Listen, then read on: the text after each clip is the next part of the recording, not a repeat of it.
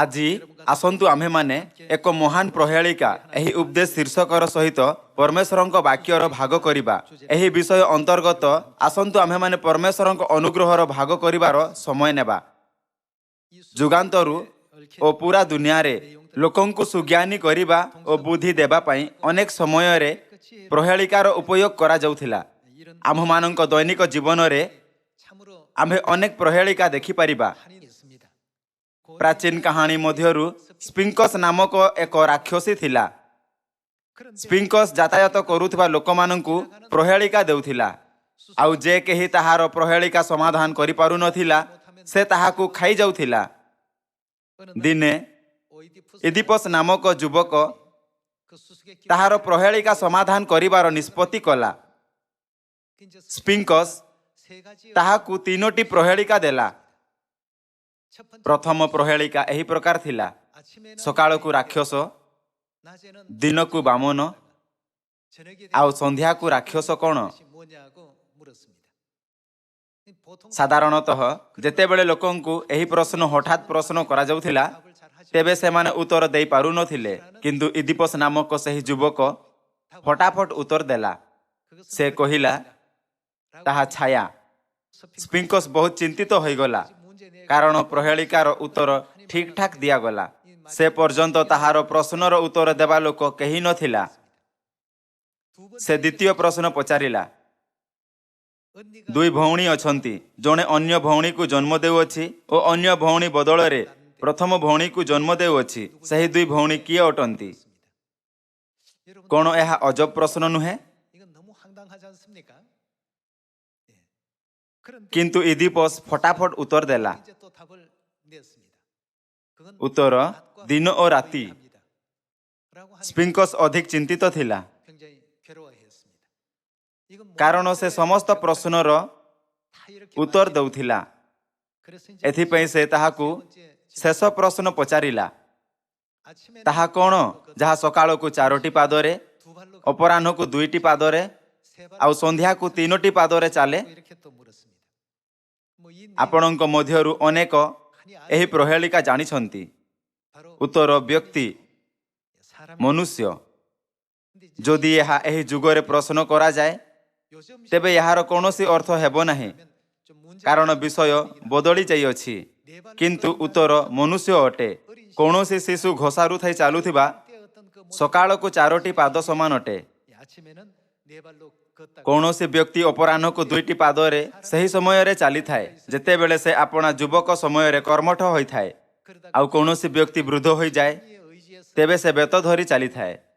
ଏଥିପାଇଁ ସ୍ପିଙ୍କସ କହିଲା ସନ୍ଧ୍ୟାକୁ 3ଟି ପାଦରେ।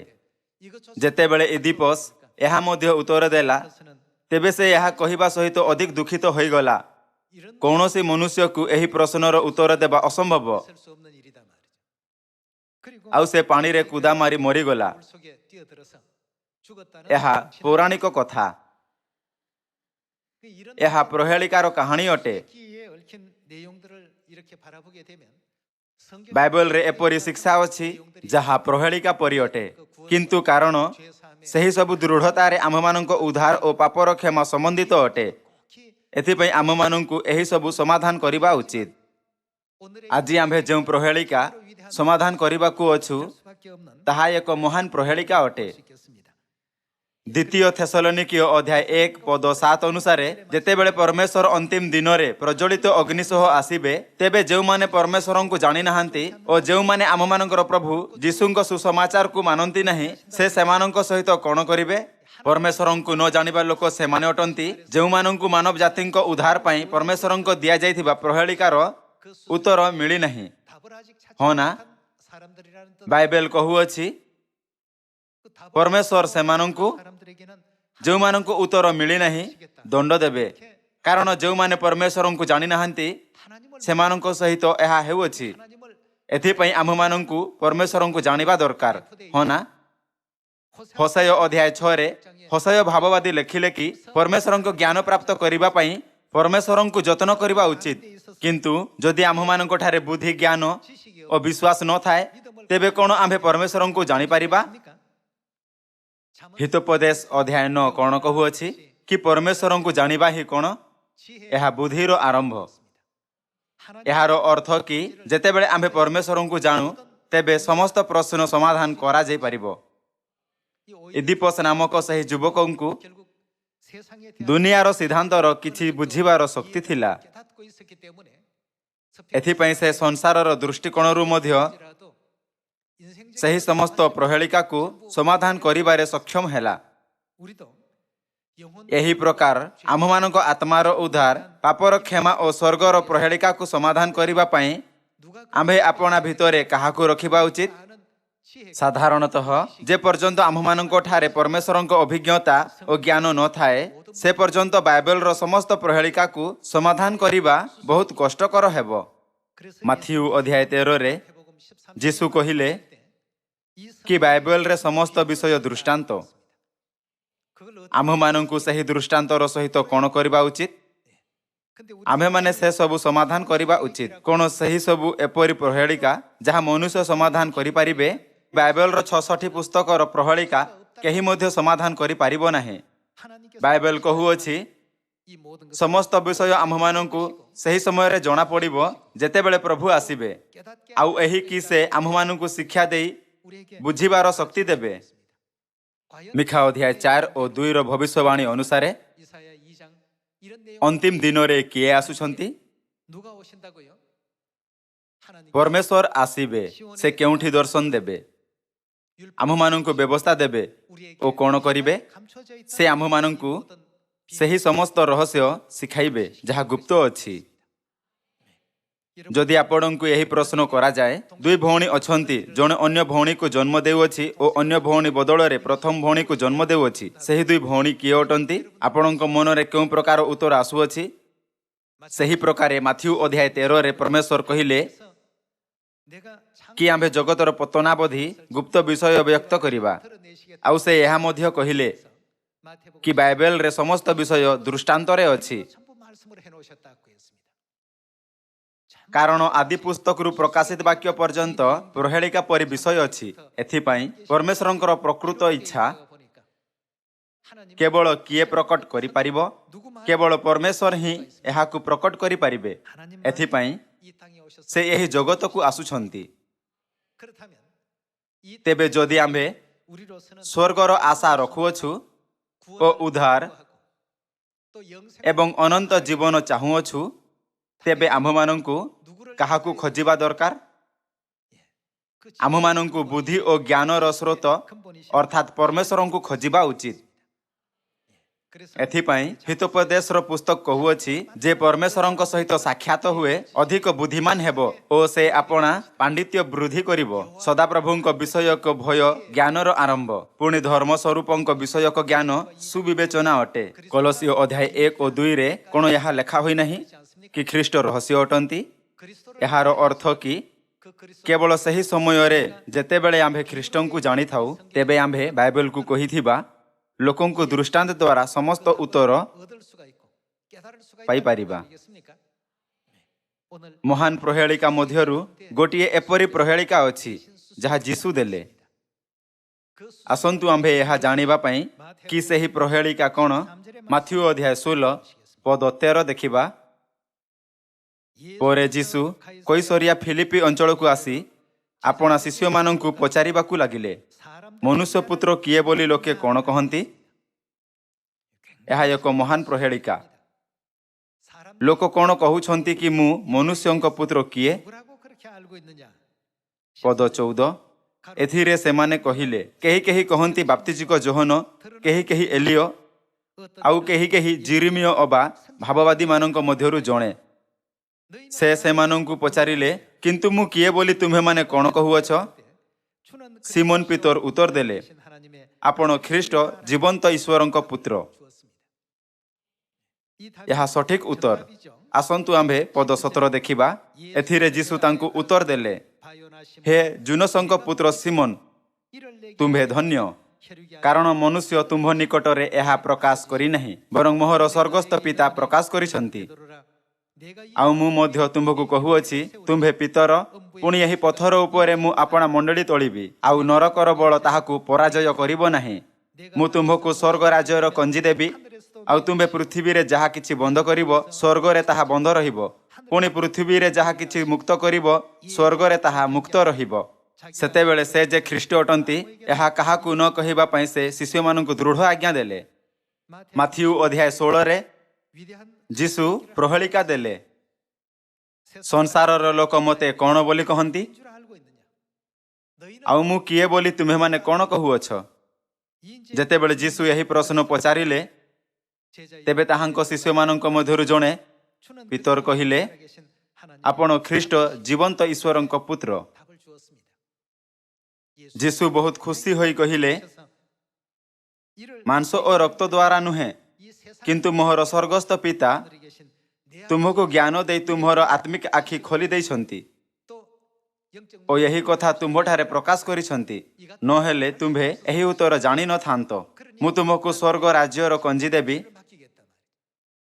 ଆଉ ତୁମ୍ଭେ ପୃଥିବୀରେ ଯାହା କିଛି ବନ୍ଦ କରିବ ସ୍ୱର୍ଗରେ ତାହା ବନ୍ଦ ରହିବ।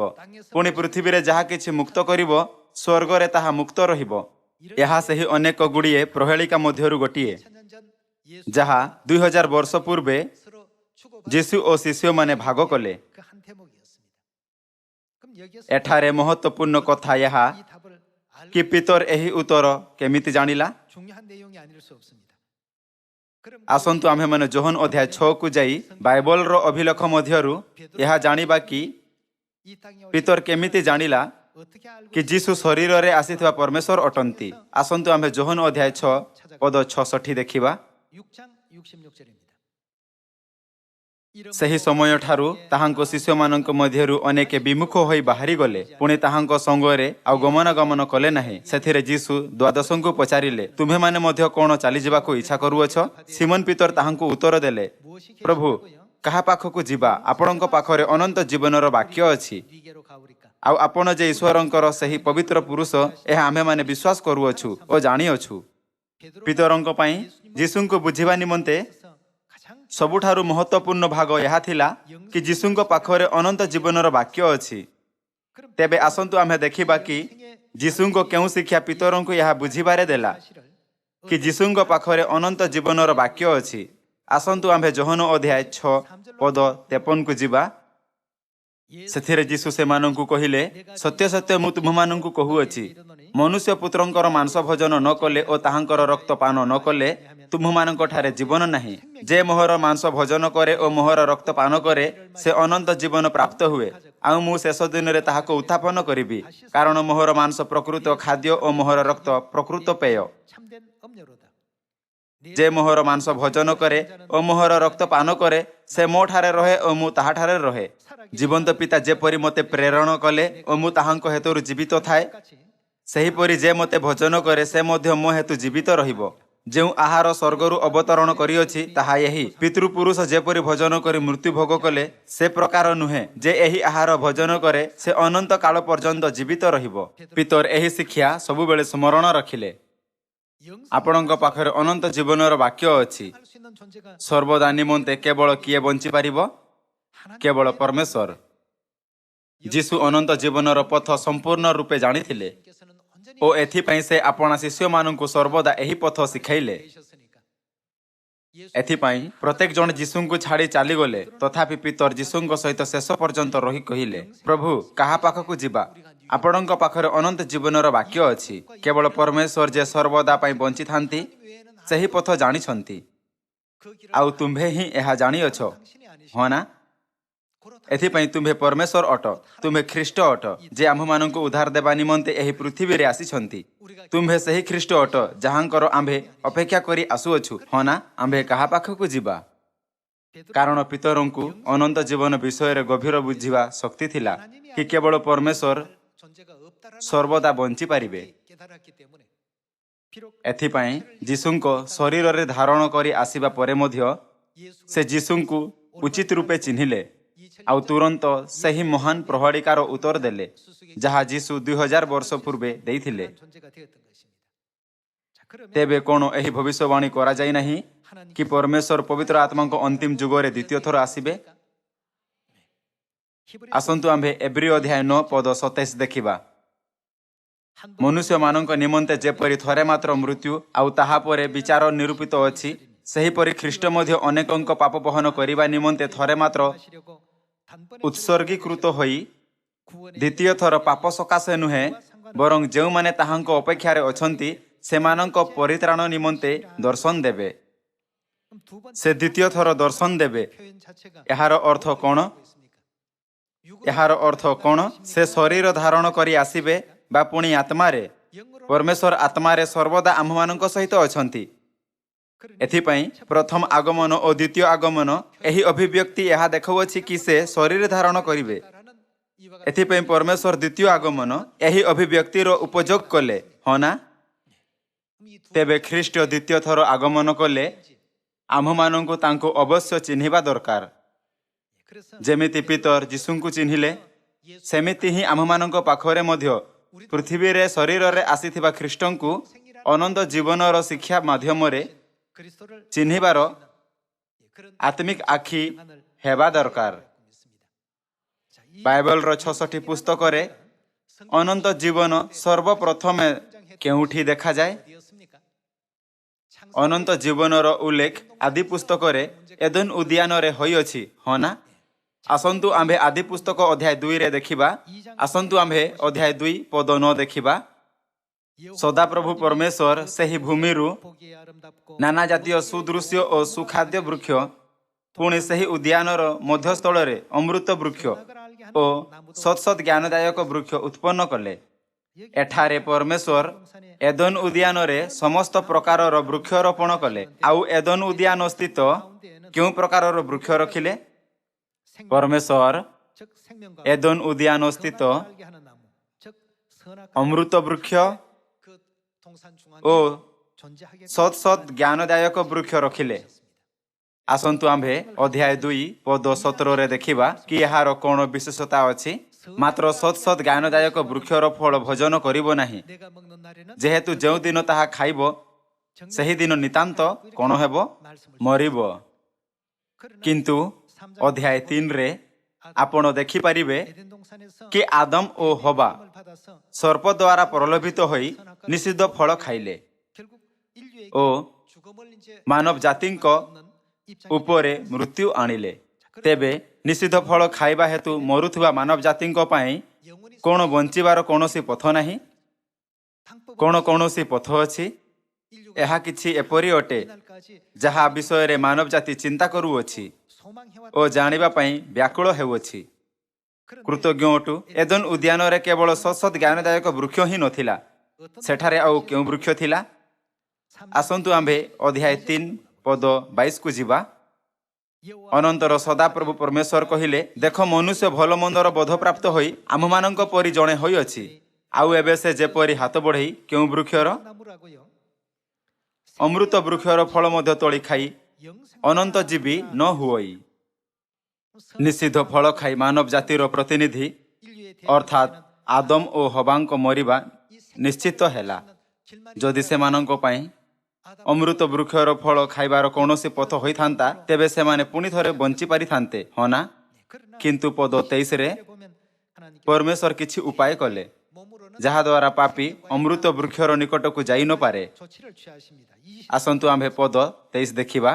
ଏଥିପାଇଁ ସଦାପ୍ରଭୁ ପରମେଶ୍ୱର ଏଦେନ ଉଦ୍ୟାନରୁ ତାଙ୍କୁ ବାହାର କରିଦେଲେ ଓ ସେ ଯେଉଁ ମୃତ୍ତିକାରୁ ନୀତ ହୋଇଥିଲେ ତହିଁରେ କୃଷି କର୍ମ କରିବାକୁ ତାଙ୍କୁ ନିଯୁକ୍ତ କଲେ। ଏହି ରୂପେ ସେ ଆଦମକୁ ତୋଡ଼ିଦେଲେ। ପୁଣି ଅମୃତ ବୃକ୍ଷର ପଥ ରକ୍ଷା କରିବା ନିମିତ୍ତ ଏଦେନ ଉଦ୍ୟାନର ପୂର୍ବ ଦିଗରେ କିରୁବରଣ ଓ ଚତୁର୍ଦିଗରେ ଘୂର୍ଣ୍ଣାୟମାନ ତେଜମୟ ଖଡ଼ଗ ସ୍ଥାପନ କଲେ। ପରମେଶ୍ୱର କିରୁବରଣକୁ ତେଜମୟ ଖଡ଼ଗ ଦ୍ୱାରା ଅମୃତ ବୃକ୍ଷର ରକ୍ଷା କରିବା ନିମନ୍ତେ ଆଜ୍ଞା ଦେଲେ, ଯାହାଦ୍ୱାରା ପାପୀ ଯେଉଁମାନେ ନିଷିଦ୍ଧ ଫଳ ଖାଇଥିଲେ ଅମୃତ ବୃକ୍ଷର ପାଖକୁ ଯିବା ପାଇଁ ସାହସ କରିବେ ନାହିଁ। ସେହି ସମୟଠାରୁ ଯେଉଁ ପ୍ରକାର ରୋମୀ ଅଧ୍ୟାୟ 7ରେ ଲେଖା ଅଛି, ଆଦମ ଓ ହବା ଏହା କହୁଥାଇ ବିଳାପ କରିବା ବ୍ୟତୀତ ଆଉ କିଛି କରିପାରୁନଥିଲା। ହାୟ ଦୁର୍ଭାଗ୍ୟ ମନୁଷ୍ୟ ଯେ ମୁଁ, ମୋତେ ଏହି ମୃତ୍ୟୁର ଶରୀରରୁ କିଏ ଉଦ୍ଧାର କରିବ? ଯଦି ଅମୃତ ବୃକ୍ଷର ପଥ ଖୋଲିଯାଏ ତେବେ ଆଦମ ଓ ହବା ସବୁଠାରୁ ଉତ୍ତମ ଜୀବନ ବଞ୍ଚିପାରନ୍ତି, ହଁ ନା? ଏଦେନରେ ଆଦମ ଓ ହବାଙ୍କୁ କୌଣସି ବସ୍ତୁର ଅଭାବ ନଥିଲା। ସେମାନେ ଉଦାସ, ରୋଗଗ୍ରସ୍ତ ବା ବ୍ୟାକୁଳ ନୁହେଁ, କିନ୍ତୁ ସର୍ବଦା ଖୁସି ଥିଲେ। କିନ୍ତୁ ଧୃତ ଶୈତାନ ସେମାନଙ୍କୁ ଭ୍ରାନ୍ତ କରିବା ହେତୁ ସେମାନେ ନିଷିଦ୍ଧ ଫଳ ଖାଇଲେ ଓ ସମସ୍ତ ମାନବ ଜାତି ଉପରେ ପାପ ଘେନି ଆସିଲେ। ଯଦିଓ ଅମୃତ ବୃକ୍ଷ ସେଠାରେ ଥିଲା, କିନ୍ତୁ ପରମେଶ୍ୱର କିରୁବରଣ ଓ ତେଜମୟ ଖଡ୍ଗ ଦ୍ୱାରା ତାହାର ରକ୍ଷା କଲେ, ଯାହାଦ୍ୱାରା ପାପୀ ସେହି ବୃକ୍ଷର ପାଖକୁ ଯାଇ ନପାରେ। ଯଦି ଲୋକ କେବଳ ଅମୃତ ବୃକ୍ଷର ଫଳ ଖାଇବେ, ତେବେ ସେମାନଙ୍କ ସହିତ କ'ଣ ହେବ? ସେମାନେ ସର୍ବଦା ନିମନ୍ତେ ବଞ୍ଚିବେ। କିନ୍ତୁ ପରମେଶ୍ୱର ଅମୃତ ବୃକ୍ଷର ପଥ ବନ୍ଦ କରିଦେଲେ। ତେବେ ଅମୃତ ବୃକ୍ଷର ପଥ ଖୋଲି ଆମମାନଙ୍କୁ ତାହାର ଫଳ କେବଳ କିଏ ଦେଇପାରିବେ? କେବଳ ପରମେଶ୍ୱର ଏପରି କରିପାରନ୍ତି। ଠିକ୍ ଯେପରି ପରମେଶ୍ୱର ପିତରଙ୍କୁ ସ୍ୱର୍ଗ ରାଜ୍ୟର ଚାବି ଦେଲେ। ଯେବେ ଆମ୍ଭେମାନେ ପରମେଶ୍ୱରଙ୍କ ସହିତ ସାକ୍ଷାତ କରିଥାଉ, ତେବେ ପରମେଶ୍ୱର ଆମ୍ଭ ସମସ୍ତ ମାନବ ଜାତିଙ୍କୁ ଅନନ୍ତ ଜୀବନର ପଥ ଜଣାଇବାର ଅଧିକାର ଦେଇଛନ୍ତି। ସେ କହିଲେ, ଆଉ ତୁମେ ପୃଥିବୀରେ ଯାହା କିଛି ବନ୍ଦ କରିବ, ତାହା ସ୍ୱର୍ଗରେ ବନ୍ଦ ରହିବ। ପୁଣି ପୃଥିବୀରେ ଯାହା କିଛି ମୁକ୍ତ କରିବ, ତାହା ସ୍ୱର୍ଗରେ ମୁକ୍ତ ରହିବ। ତେବେ ଆମ୍ଭକୁ ପ୍ରଥମେ ଏହା ଚିନ୍ତା କରିବା ଉଚିତ କି ଆମ୍ଭେ ଅମୃତ ବୃକ୍ଷର ଫଳ କେମିତି ଖାଇପାରିବା। ପରମେଶ୍ୱର ସତ୍ ସତ୍ ଜ୍ଞାନଦାୟକ ବୃକ୍ଷ ଓ ଅମୃତ ବୃକ୍ଷ ଦ୍ୱାରା ଆମ୍ଭମାନଙ୍କୁ କ'ଣ ଶିକ୍ଷା ଦେବାକୁ ଚାହାନ୍ତି? ଏହି ମାମଲା ସମାଧାନ କରିବା ପୂର୍ବେ ଆମ୍ଭମାନଙ୍କୁ ସର୍ବପ୍ରଥମେ ପୁରାତନ ଓ ନୂତନ ନିୟମର ବିଶେଷତାକୁ ଜାଣିବା ଉଚିତ। ପୁରାତନ ନିୟମ ପରମେଶ୍ୱରଙ୍କ ଇଚ୍ଛାକୁ ଛାୟା ଭାବରେ ଦେଖାଇଥାଏ, ଆଉ ସେହି ଛାୟାର ବାସ୍ତବିକତା ନୂତନ ନିୟମ ଅଟେ। ଅନ୍ୟ ଶବ୍ଦରେ, ପୁରାତନ ନିୟମ ଛାୟା ଅଟେ, ନୂତନ ନିୟମ ତାହାର ବାସ୍ତବିକତା। ଛାୟାରେ ସତ୍ ସତ୍ ଜ୍ଞାନଦାୟକ ବୃକ୍ଷ ଦେଖାଯାଇଅଛି। ମହତ୍ୱପୂର୍ଣ୍ଣ ବିଷୟ ଅମୃତ ବୃକ୍ଷର ବାସ୍ତବିକତା ଜାଣିବା ଅଟେ, ହଁ ନା? ତେବେ ଯାଇ ଆମ୍ଭେ ଅନନ୍ତ ଜୀବନ ପର୍ଯ୍ୟନ୍ତ ପହଞ୍ଚି ପାରିବା। ଅନନ୍ତ ଜୀବନର ସହିତ ଏହି ପୃଥିବୀକୁ ଆସିବାର କିଏ ଅଛନ୍ତି? ସ୍ୱର୍ଗର ଫାଟକ କେବଳ ତେବେ ଖୋଲିଥାଏ ଯେବେ ଆମ୍ଭେ ତାହାଙ୍କୁ ଜାଣି ତାହାଙ୍କୁ ସାକ୍ଷାତ କରିଥାଉ, ହଁ ନା? ଆସନ୍ତୁ ଆମେ 2000 ବର୍ଷ ପୂର୍ବେ ଯୀଶୁଙ୍କ ଦିଆଯାଇଥିବା ଅମୃତ ବୃକ୍ଷର ଉତ୍ତର ଦେଖିବା। ଯୋହନ ଅଧ୍ୟାୟ 6 ପଦ 53। ସେଥିରେ ଯୀଶୁ ସେମାନଙ୍କୁ କହିଲେ, ସତ୍ୟ ସତ୍ୟ ମୁଁ ତୁମମାନଙ୍କୁ କହୁଅଛି, ମନୁଷ୍ୟ ପୁତ୍ରଙ୍କର ମାଂସ ଭୋଜନ ନ କଲେ ଓ ତାହାଙ୍କର ରକ୍ତ ପାନ ନ କଲେ ତୁମ୍ଭମାନଙ୍କଠାରେ କ'ଣ ନାହିଁ? ଜୀବନ ନାହିଁ। ଯେଉଁ ପାପ ଆଦମ ଓ ହବା ନିଷିଦ୍ଧ ଫଳ ଖାଇ ପାପ କରିଥିଲା, ସେହି ପାପ ମାନବ ଜାତି ପର୍ଯ୍ୟନ୍ତ ଆସିଲା। ଏହି ପ୍ରକାର ଆମ୍ଭମାନଙ୍କ ମରିବା ନିଶ୍ଚିତ ଅଟେ। ପଦ 54, ଯେ ମୋହର ମାଂସ ଭୋଜନ କରେ ଓ ମୋହର ରକ୍ତ ପାନ କରେ, ଯେ ଖ୍ରୀଷ୍ଟଙ୍କର ମାଂସ ଭୋଜନ କରେ ଓ ଖ୍ରୀଷ୍ଟଙ୍କର ରକ୍ତ ପାନ କରେ, ତାହାର କ'ଣ? ସେ ଅନନ୍ତ ଜୀବନ ପ୍ରାପ୍ତ ହୁଏ, ଆଉ ମୁଁ ଶେଷ ଦିନରେ ତାହାକୁ ଉତ୍ଥାପନ କରିବି। କାରଣ ମୋହର ମାଂସ ପ୍ରକୃତ ଖାଦ୍ୟ ଓ ମୋହର ରକ୍ତ ପ୍ରକୃତ ପେୟ। ଆମ୍ଭମାନଙ୍କୁ ଅନନ୍ତ ଜୀବନର ବିଷୟରେ ଯୀଶୁଙ୍କ ଶିକ୍ଷାରେ ଧ୍ୟାନ ଦେବା ଉଚିତ। ପରମେଶ୍ୱର ଏଦନ ଉଦ୍ୟାନର ଅମୃତ ବୃକ୍ଷର ଫଳ ଯେ ଖାଇଲା, ତାହାକୁ ଅନନ୍ତ ଜୀବନ ଦେଲେ। କିନ୍ତୁ ଯୋହନ ଅଧ୍ୟାୟ 6ରେ ଯୀଶୁ କହିଲେ, ଯେ ମୋହର ମାଂସ ଭୋଜନ କରେ ଓ ମୋହର ରକ୍ତ ପାନ କରେ, ସେ ଅନନ୍ତ ଜୀବନ ପ୍ରାପ୍ତ ହୁଏ। ତେବେ ଏଦନ ଉଦ୍ୟାନର ଅମୃତ ବୃକ୍ଷ ଯାହା କେବଳ ଦୃଷ୍ଟାନ୍ତ ଅଟେ, ବାସ୍ତବିକତା କ'ଣ ତାହା ଯୀଶୁଙ୍କ ମାଂସ ଓ ରକ୍ତ ନାହିଁ, ହଁ ନା? ଆମ୍ଭେ ଜାଣିଅଛୁ କି ଅମୃତ ବୃକ୍ଷର ବାସ୍ତବିକତା, ଯାହାର ମାନବ ଜାତି ଲାଳସା କରେ, ଯୀଶୁଙ୍କ ମାଂସ ଓ ରକ୍ତ ଅଟେ। ଯୀଶୁ କହିଲେ କି ଯେ ମୋହର ମାଂସ ଭୋଜନ କରେ ଓ ମୋହର ରକ୍ତ ପାନ କରେ, ସେ ଅନନ୍ତ ଜୀବନ ପ୍ରାପ୍ତ ହୁଏ, ଆଉ ମୁଁ ଶେଷ ଦିନରେ ତାହାକୁ ଉତ୍ଥାପନ କରିବି। ଯୀଶୁ ପ୍ରହଳିକା ସମାଧାନ କଲେ। ଏଠାରେ ସେ ଆମମାନଙ୍କୁ ଉତ୍ତର ଦେଉଛନ୍ତି। ଆସନ୍ତୁ ଆମ୍ଭେ ପଦ 54 ପୁଣି ଥରେ ଦେଖିବା। ଯେ ମୋହର ମାଂସ ଭୋଜନ କରେ ଓ ମୋହର ରକ୍ତ ପାନ କରେ, ସେ ଅନନ୍ତ ଜୀବନ ପ୍ରାପ୍ତ ହୁଏ, ଆଉ ମୁଁ ଶେଷ ଦିନରେ ତାହାକୁ ଉତ୍ଥାପନ କରିବି। କାରଣ ମୋହର ମାଂସ ପ୍ରକୃତ ଖାଦ୍ୟ ଓ ମୋହର ରକ୍ତ ପ୍ରକୃତ ପେୟ। ଯେ ମୋହର ମାଂସ ଭୋଜନ କରେ ଓ ମୋ ରକ୍ତ ପାନ କରେ, ସେ ମୋ ଠାରେ ରହେ ଓ ମୁଁ ତାହାଠାରେ ରହେ। ଜୀବନ୍ତ ପିତା ଯେପରି ମୋତେ ପ୍ରେରଣ କଲେ ଓ ମୁଁ ପିତାଙ୍କ ହେତୁରୁ ଜୀବିତ ଥାଏ, ସେହିପରି ଯେ ମୋତେ ଭୋଜନ କରେ, ସେ ମଧ୍ୟ ମୋ ହେତୁ ଜୀବିତ ରହିବ। ଯୀଶୁ ଏହା କହିଲେ ନାହିଁ ଯେ ଅମୃତ ବୃକ୍ଷର ଫଳ ଭୋଜନ କରେ ସେ ଅମୃତ ବୃକ୍ଷ ଦ୍ୱାରା ବଞ୍ଚିବ, କିନ୍ତୁ ଏପରି କହିଲେ ଯେ ମୋତେ ଭୋଜନ କରେ, କାରଣ ଯୀଶୁ ହିଁ ଏଦନର ଅମୃତ ବୃକ୍ଷ ଅଟନ୍ତି। ଏଥିପାଇଁ ସେ କହିଲେ ଯେ ମୋହର ମାଂସ ଭୋଜନ କରେ ଓ ମୋହର ରକ୍ତ ପାନ କରେ ସେ ଅନନ୍ତ ଜୀବନ ପ୍ରାପ୍ତ ହୁଏ। ଯୀଶୁ ଆମ୍ଭମାନଙ୍କୁ ଅନନ୍ତ ଜୀବନର ପଥ ଶିକ୍ଷା କରୁଛନ୍ତି, ଯାହାର ମାନବ ଜାତି ବଡ଼ ଲାଳସା କରିଥାଏ। ତେବେ ଆମେ ଯୀଶୁଙ୍କ ମାଂସ ଓ ରକ୍ତ କେମିତି ଭୋଜନ ପାନ କରିପାରିବା? ଆମ୍ଭମାନଙ୍କଠାରେ ଏହାର ମଧ୍ୟ ଉତ୍ତର ଥିବା ଦରକାର, ହଁ ନା? ଆସନ୍ତୁ ଆମ୍ଭେ ମାଥିଉ ଅଧ୍ୟାୟ 26 ପଦ 17କୁ ଯିବା। ପରେ ଖମିର ଶୂନ୍ୟ ରୋଟି ପର୍ବର ପ୍ରଥମ ଦିନରେ ଶିଷ୍ୟମାନେ ଯୀଶୁଙ୍କ ନିକଟକୁ ଆସି ପଚାରିଲେ, ଆମ୍ଭେମାନେ କେଉଁ ସ୍ଥାନରେ ଆପଣଙ୍କ ନିମନ୍ତେ ନିସ୍ତାର ପର୍ବର ଭୋଜ ପ୍ରସ୍ତୁତ କରିବୁ ବୋଲି ଆପଣ ଇଚ୍ଛା କରନ୍ତି? ଯୀଶୁ କହିଲେ, ନଗରରେ ଯାଇ ଅମୁକ ଲୋକଙ୍କ ନିକଟକୁ ଯାଇ କୁହ, ଗୁରୁ କହୁଅଛନ୍ତି ମୋହର କାଳ ସନ୍ନିକଟ, ମୁଁ ମୋହର ଶିଷ୍ୟମାନଙ୍କ ସହିତ ତୁମ୍ଭ ଗୃହରେ ନିସ୍ତାର ପର୍ବ ପାଳନ କରିବି। ସେଥିରେ ଶିଷ୍ୟମାନେ ଯୀଶୁଙ୍କ ଆଦେଶ ଅନୁସାରେ କର୍ମ କରି ନିସ୍ତାର ପର୍ବର ଭୋଜ ପ୍ରସ୍ତୁତ କଲେ। ଏଠାରେ ଆମ୍ଭେ ପୁଷ୍ଟି କରିପାରିବା କି ଯୀଶୁଙ୍କ ମାଂସ ଓ ରକ୍ତ ଭୋଜନ ପାନ କରିବାର ପଥ ନିସ୍ତାର ପର୍ବ ଅଟେ। ଏହା ବହୁତ ମହତ୍ୱପୂର୍ଣ୍ଣ ଅଟେ। ପଦ 26, ଆଉ ସେମାନେ ଭୋଜନ କରୁଥିବା ସମୟରେ ଯୀଶୁ ରୋଟି ଘେନି ଆଶୀର୍ବାଦ କଲେ ଓ ତାହା ଭାଙ୍ଗି ଶିଷ୍ୟମାନଙ୍କୁ ଦେଇ କହିଲେ, ନିଅ ଭୋଜନ କର, ଏହା ମୋହର ଶରୀର। ନିସ୍ତାର ପର୍ବର ରୋଟି ଘେନି ଓ ଶିଷ୍ୟମାନଙ୍କୁ ଦେଉଥାଇ ସେ କହିଲେ, ଏହା ମୋହର ଶରୀର। ପଦ 27, ପୁଣି ସେ ପାନପାତ୍ର ଘେନି ଧନ୍ୟବାଦ ଦେଲେ ଓ ସେମାନଙ୍କୁ ଦେଇ କହିଲେ, ଏଥିରୁ ସମସ୍ତେ ପାନ କର। ନିସ୍ତାର ପର୍ବର ପାନପାତ୍ର ବିଷୟରେ ଯାହା ପାତ୍ର ମଧ୍ୟରେ ଥିଲା ସେ କହିଲେ, ଏଥିରୁ ସମସ୍ତେ ପାନ କର। ଏହା କ'ଣ ଅଟେ? ଏହା ନିୟମର ରକ୍ତ ଅନେକଙ୍କ ନିମନ୍ତେ ପାପ କ୍ଷମା ଉଦ୍ଦେଶ୍ୟରେ ପାତିତ ହେଉଅଛି। ଏ ମୋହର ସେହି ରକ୍ତ। ଯୀଶୁ କହିଲେ କି ନିସ୍ତାର ପର୍ବର ଦ୍ରାକ୍ଷାରସ ମୋହର ରକ୍ତ ଅର୍ଥାତ୍ ନିୟମର ରକ୍ତ ଅଟେ। ନିସ୍ତାର ପର୍ବର ରୋଟି ଯୀଶୁଙ୍କ ମାଂସ ଅଟେ ଏବଂ ନିସ୍ତାର ପର୍ବର ପାନପାତ୍ର ତାହାଙ୍କ ରକ୍ତ। ଯୋହନ ଅଧ୍ୟାୟ 6 ପଦ 54ରେ ଯେ ମୋହର ମାଂସ ଭୋଜନ କରେ ଓ ମୋହର ରକ୍ତ ପାନ କରେ ସେ ଅନନ୍ତ ଜୀବନ ପ୍ରାପ୍ତ ହୁଏ। ଏହି ବାକ୍ୟର ସଠିକ ଉତ୍ତର ଭାବରେ ସେ ନୂତନ ନିୟମର ନିସ୍ତାର ପର୍ବ ଦ୍ୱାରା ଅମୃତ ବୃକ୍ଷର ଫଳ ଖାଇବାର ପଥ ଖୋଲିଲେ। ଏଦନରେ ଜୀବନର ବୃକ୍ଷ ନିସ୍ତାର ପର୍ବର ସତ୍ୟ ରୂପେ ପ୍ରକଟ ହୋଇଥାଏ। ନିସ୍ତାର ପର୍ବ ନିଶ୍ଚିତ ହେବା ଦରକାର, କାରଣ ଏହା ସେହି ଅମୃତ ବୃକ୍ଷ ଅଟେ ଯାହା ବିଷୟରେ ଯୀଶୁ ଶିକ୍ଷା କଲେ। କିନ୍ତୁ ଜୀବନର ଏହି ବହୁମୂଲ୍ୟ ସତ୍ୟକୁ ଶୟତାନ ନଷ୍ଟ କରିଦେଲା। ନିସ୍ତାର ପର୍ବ 300 ବର୍ଷ ପର୍ଯ୍ୟନ୍ତ ପାଳନ କରାଯାଉଥିଲା, ଆଉ ଶେଷରେ 325 ଖ୍ରୀଷ୍ଟାବ୍ଦରେ ନିକିଆର ପରିଷଦରେ ନଷ୍ଟ କରିଦିଆଗଲା। ପୃଥିବୀରେ ଏପରି ଦୁର୍ଭାଗ୍ୟପୂର୍ଣ୍ଣ ଘଟଣା ଘଟିଲା, ସେହି ସମୟଠାରୁ ହାରାହାରି 1600 ବର୍ଷ ପର୍ଯ୍ୟନ୍ତ ପୃଥିବୀରେ ନିସ୍ତାର ପର୍ବ ପ୍ରକଟ ହେଲା ନାହିଁ। ନିସ୍ତାର ପର୍ବ ଅଦୃଶ୍ୟ ହୋଇଗଲା। ଏହାର ଅର୍ଥ କି ଅମୃତ ବୃକ୍ଷର ପଥ ଲୁପ୍ତ ହୋଇଗଲା। ସେହି ସମୟକୁ ଅନ୍ଧକାର ଯୁଗ କୁହାଯାଏ, ଯେଉଁଥିରେ ନାହିଁ ଜ୍ୟୋତି ଥିଲା, ନାହିଁ ସତ୍ୟ।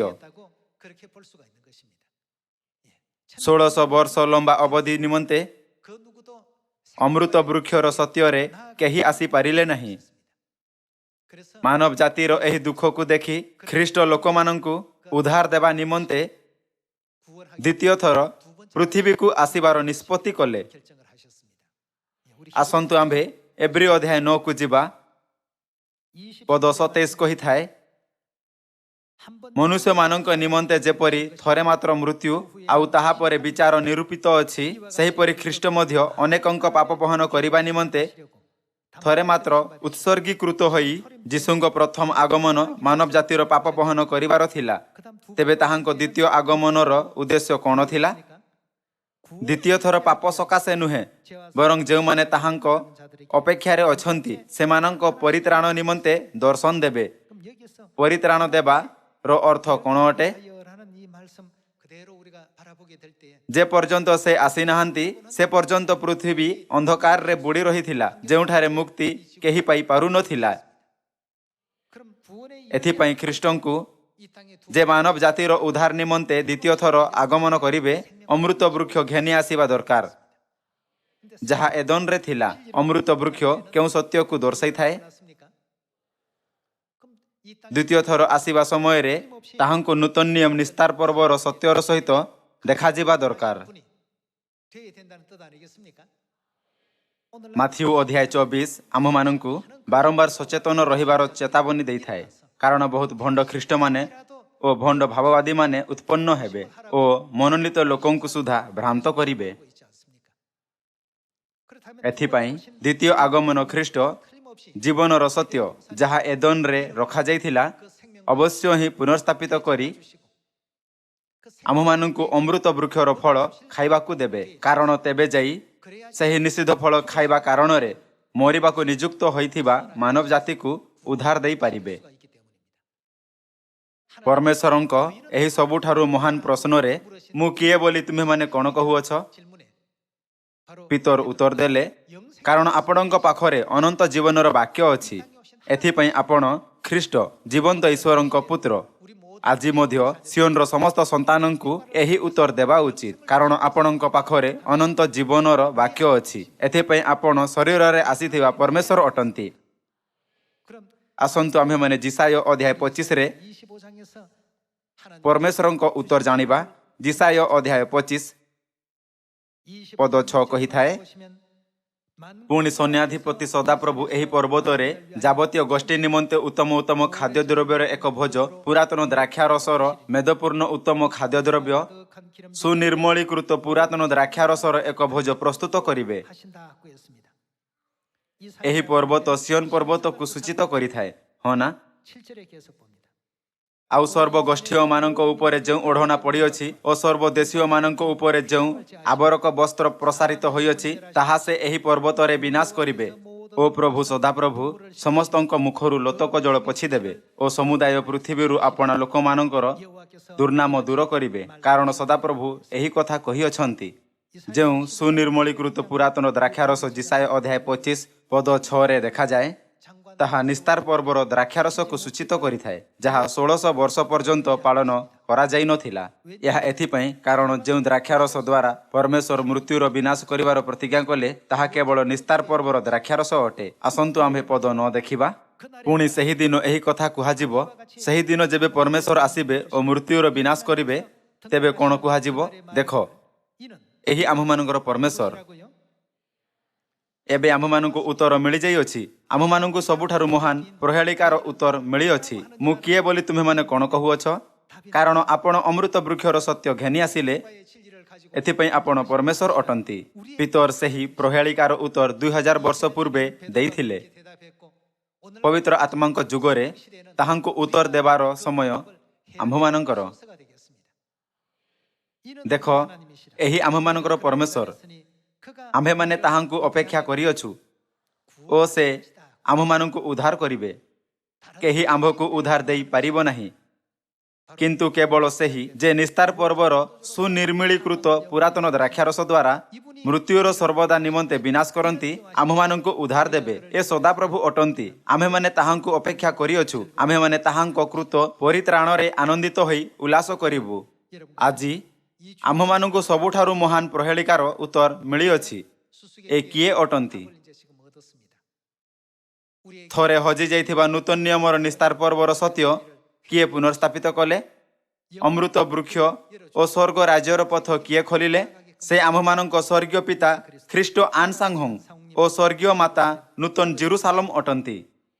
କାରଣ ସେ ସୁନିର୍ମଳୀକୃତ ପୁରାତନ ଦ୍ରାକ୍ଷାରସ ଦ୍ୱାରା ଆମ୍ଭମାନଙ୍କ ମୃତ୍ୟୁର ବିନାଶ କରିବା ନିମନ୍ତେ ଭୋଜ ପ୍ରସ୍ତୁତ କରନ୍ତି। ସେମାନେ ସତ୍ୟରେ ଆମ୍ଭମାନଙ୍କ ପରମେଶ୍ୱର ଅଟନ୍ତି। ବାଇବଲ କହିଥାଏ, ଏହି ଆମ୍ଭମାନଙ୍କ ପରମେଶ୍ୱର। ତାହାଙ୍କ ଦ୍ୱାରା ଉଦ୍ଧାର ପାଇ ଆମ୍ଭେ ଆନନ୍ଦିତ ହେବା। କାରଣ ଆମ୍ଭେମାନେ ପରମେଶ୍ୱରଙ୍କୁ ପ୍ରାପ୍ତ କଲୁ। ତାହାଙ୍କ ସାକ୍ଷ୍ୟ ସମସ୍ତ ଭବିଷ୍ୟବାଣୀ ଦେଇଥାଏ। କାରଣ ଆମ୍ଭେ ସେହି ଉତ୍ତର ଜାଣୁ, ଏଥିପାଇଁ ଏବେ ଗୋଟିଏ କାର୍ଯ୍ୟ କରିବା ଦରକାର, ଯାହା ଆମ୍ଭମାନଙ୍କ ନିମନ୍ତେ ରହିଯାଇଅଛି। ତାହା ପିତା ଓ ମାତାଙ୍କ ଅନୁଗମନରେ ତାହାଙ୍କ ପଥର ଅନୁସରଣ କରିବା। ଯଦି ଆମ୍ଭେ କେବଳ ଏହି ପଥରେ ଚାଲୁଥାଉ, ଯେପରି ପ୍ରକାଶିତ ବାକ୍ୟ ଅଧ୍ୟାୟ 22ରେ ଲେଖା ଅଛି, ଆମ୍ଭମାନଙ୍କ ସହିତ କ'ଣ ହେବ? ଆମ୍ଭେ ଯୁଗାନ୍ତ ପର୍ଯ୍ୟନ୍ତ ରାଜତ୍ୱ କରିବା। ଏହି ସମସ୍ତ ମହିମା ଦେବା ନିମନ୍ତେ ପିତା ଓ ମାତା ଆମ୍ଭମାନଙ୍କୁ ମହାନ ପ୍ରହେଳିକା ଦେଇଛନ୍ତି। ଏବଂ ତାହାର ଉତ୍ତର ଜାଣିବାକୁ ଦେବା ନିମନ୍ତେ ଆମ୍ଭମାନଙ୍କ ପଥ ପ୍ରଦର୍ଶନ କଲେ। ଆମ୍ଭେ ସିଓନର ଲୋକମାନଙ୍କୁ ପିତା ଓ ମାତାଙ୍କ ପଥରେ ଚାଲିବା ଉଚିତ। ମୁଁ ଆଜିର ଉପଦେଶ ସମାପ୍ତ କରିବାକୁ ଚାହିଁବି। ଆପଣଙ୍କ ବହୁତ ବହୁତ ଧନ୍ୟବାଦ।